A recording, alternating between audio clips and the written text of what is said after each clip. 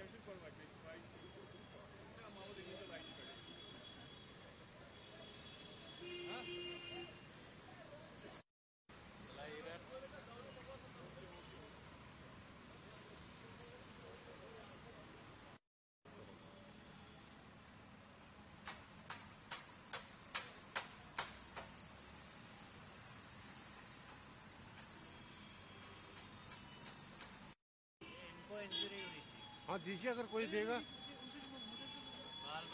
Sir आपका नाम? मेरा नाम उमेश नरेश कुमार मिश्रा हुआ।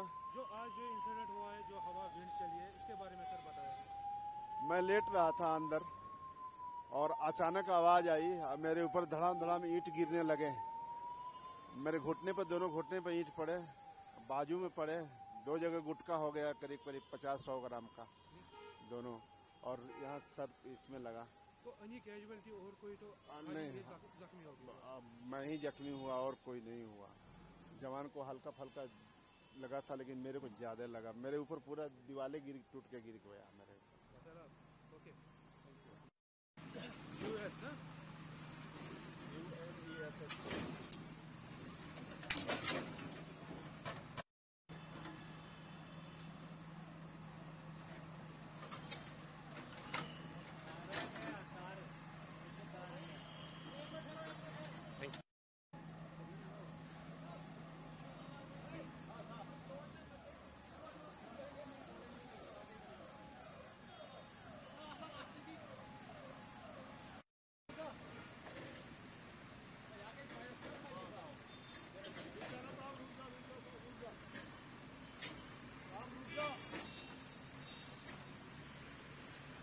आप रुको।